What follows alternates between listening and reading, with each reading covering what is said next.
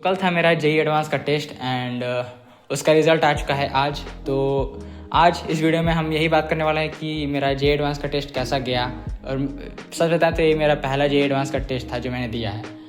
तो मैं अपना एक्सपीरियंस बताऊंगा कि एडवांस का टेस्ट कैसा था एंड फिर ये भी बताएंगे कि क्या गलतियाँ की थी और मतलब कैसे मैंने अटेम्प्ट किया, मैंने रिवीजन किया था कि नहीं किया था। एंड उसके बाद फिर ये भी बात करेंगे कि इस 5 दिनों में मैंने क्या पढ़ा है।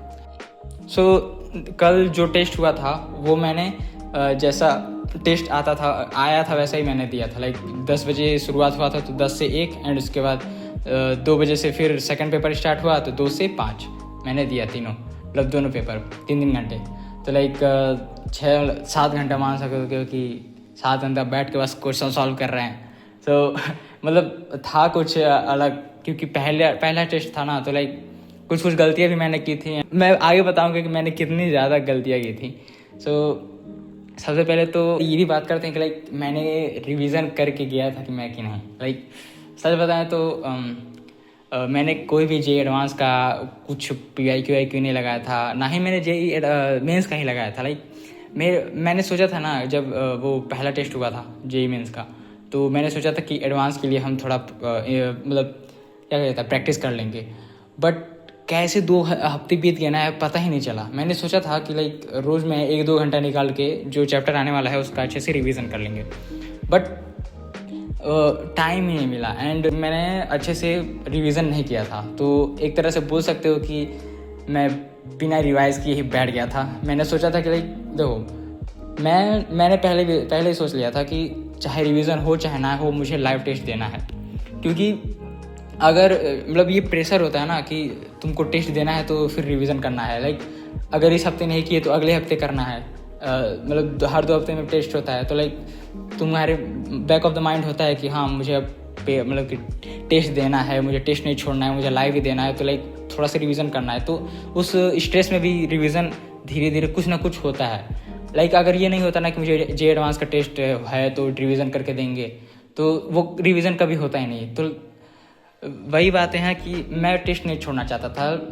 मेरा जितना भी रिवीजन हुआ था मैंने सोचा कि चलो दिया जाए, जो होगा देखा जाएगा। अभी कौन जाके चेक कर रहा है कि कितना मार्क्स आ रहा है कितना नहीं। सो लाइक मैंने टेस्ट दिया एंड उसके बाद अब ये देखते हैं कि मेरा रिज़ल्ट कितना आया है। तो सबसे पहले तो 1 का देखते हैं। सो 1 में मेरा 180 में 41 स्कोर मैंने किया एंड फिजिक्स में मैंने 5 करेक्ट किए, 3 इनकरेक्ट। केमिस्ट्री में 6 करेक्ट, 3 इनकरेक्ट एंड मैथ में 2 करेक्ट और 1 इनकरेक्ट।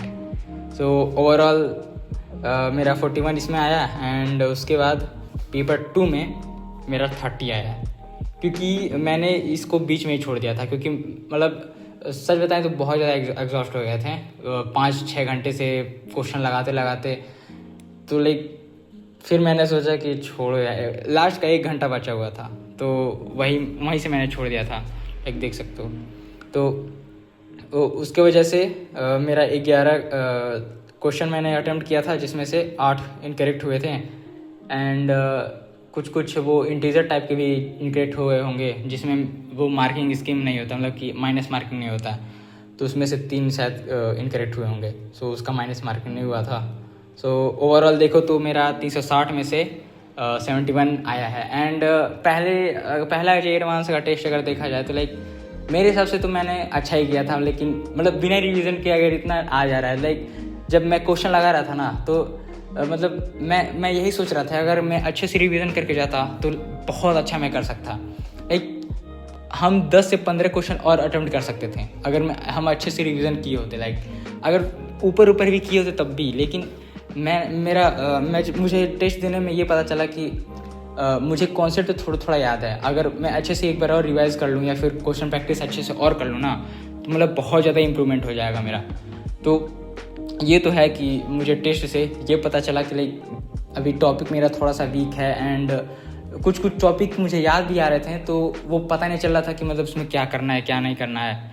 सो वही है कि मेरा बहुत ज़्यादा क्वेश्चन प्रैक्टिस नहीं हुआ था एंड मैंने प्रॉपर रिवीजन नहीं किया था। तो अगले टेस्ट में यही करना है कि कम से कम कुछ प्रॉपर रिवीजन करके जाएं और कुछ क्वेश्चन प्रैक्टिस करके जाएं जिससे थोड़ा कॉन्फिडेंस आता है कि हाँ रिवीजन किए हैं तो अब देखते हैं कितना आ रहा है कितना नहीं। अब ये बिना रिवीजन के हुआ था तो अब यही होगा ना कि अब रिवीजन करते तो और अच्छा कर लेते हैं। तो अगले टेस्ट में यही देखेंगे कि रिवीजन हो जाए। एंड एडवांस का पेपर देने के बाद मुझे ये भी पता चला कि मार्किंग स्कीम अलग होते हैं। लाइक मुझे पता था पहले, बट जब मैं एडवांस का दे रहा था ना उस टाइम पे, तो लाइक वहाँ होता है ना कि 4 मार्क्स सही होने पे 2 मार्क्स गलत होने पे, वहाँ पे मेरा ध्यान ही नहीं गया। एंड मल्टीपल चॉइस क्वेश्चन भी होते हैं। मुझे पता था कि मार्किंग स्कीम क्या होता है एंड मल्टीपल चॉइस क्वेश्चन बहुत ज़्यादा होते हैं एडवांस में, बट उस टाइम पे मेरा दिमाग ही नहीं काम किया। एंड जब 1-2 क्वेश्चन लगाने के बाद लाइक पेपर 1 मेरा वैसे ही चला गया था। पेपर 2 में मुझे जब पता चला कि लाइक हाँ मल्टीपल चॉइस क्वेश्चन भी होते हैं, तो तब मैं हमेशा फिर तीनों चेक करके या फिर 4 क्वेश्चन ऑप्शन चेक करके तब कर रहा था। तो लाइक वो भी मुझे पता चला, लाइक मुझे पता था, बट वो उस टेस्ट जब दे रहे थे ना तो ध्यान ही नहीं आया मेरा कि हाँ उस वैसा भी होता है। सो अगर ओवरऑल देखें तो मेरा जे एडवांस का पहला टेस्ट मेरे हिसाब से तो बहुत सही गया था। अगर हम मुझे बहुत ज़्यादा गलतियाँ भी पता चली मेरी, एंड मैं कुछ सिली मिस्टेक भी कर रहा था, एंड ये भी पता चला कि लाइक लैक ऑफ रिवीजन है, एंड वही है कि क्वेश्चन प्रैक्टिस और कर लें तो और बेहतर हो सकता है। सो अगले टेस्ट में यही ट्राई करेंगे कि और बेहतर करें। सो ये तो हो गया पूरा टेस्ट का जे एडवांस। एंड अब बात करते हैं कि ये जो सिलेबस है वहाँ कहाँ तक पहुँचा मेरा। तो लाइक हाँ ये मैं दिखा रहा था कि मैंने प्रॉपर अपना वो टेस्ट दिया। इसका ये एडवांस 1 था पेपर 1, और इसके बाद ये था पेपर 2। तो पेपर 2 में ज़्यादा मैंने क्वेश्चन नहीं किया था, तो यहाँ तक मैंने किया था। एंड मतलब वही है कि 2 घंटे में ही हम छोड़ दिए थे, ज़्यादा क्वेश्चन नहीं कर पाए थे हम, 11 क्वेश्चन अटैम्प्ट किए थे।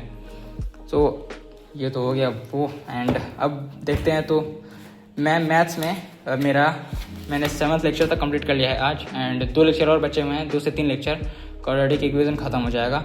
इसका बस थोड़ा सा नोट्स बनाना है, मैंने क्वेश्चन प्रैक्टिस का कर लिया है। एंड उसके बाद फिजिकल में सॉल्यूशन पढ़ रहे हैं, तो उसका लेक्चर 3 मैंने आज कंप्लीट कर लिया था।